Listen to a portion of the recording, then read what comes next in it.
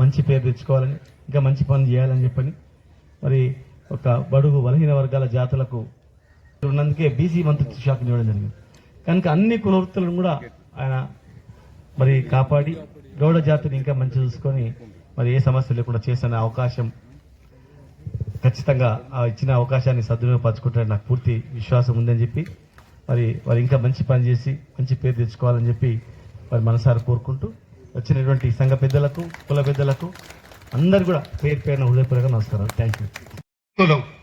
సోయినోడు ఏమంటాడు, ఏ మాకు ఎంత వద్దరపై మావాడు చట్టసభలు ఉంటాడు. ఇక సోయిలేని కులం ఏంటంటే పండగకు వచ్చిండా, ఎలం పండగ ఇచ్చిండా, గుడికి చందా ఇచ్చిండా, అరే అసలే బక్క పట్టుకొని వస్తే 2000, ఆకు తాడితే టాకు పట్టుకొని వస్తే 1000 రూపాయలు, అన్ని పట్టుకొని వస్తే అట్లా అని చెప్పి ప్రచారం చేసి ఇక్కడికి వచ్చాడు పాపం. అయినా వాళ్ళందరూ నా ఎంబడి ఉండి అలా నన్ను గట్టిగా నిలుసుని పెట్టి ఇక్కడికి వచ్చేయాలి. ఎవడెన్ని చెప్పినా, చాలా మంది చాలా రకాల పెద్ద పెద్ద నాయకులు చెప్పినా ఎవరిని లెక్కబెట్టలే, ఉంటా వాళ్ళ తిట్టిరు. సిగ్గు లేదురా, నీకు బుద్ధి లేదురా తిట్టిరు. తెలుసు, మా జిల్లాలో చూస్తున్నారు, అవుతా ఉన్నారు. నేనేమంటున్నా అంటే ఇలా బరాబర్ మాకు బాధ్యత ఉన్నది.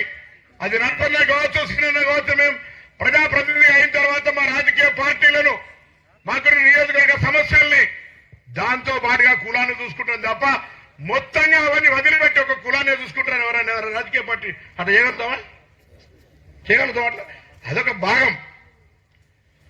మేము చేయకపోతే అడగండి. అరే మాకు అవకాశం వచ్చింది, నేను మిమ్మల్ని అందరూ కూడా కోరుతాను, ఒక్కసారి 2 చేతులు జోడించి కరిమారు రాండి.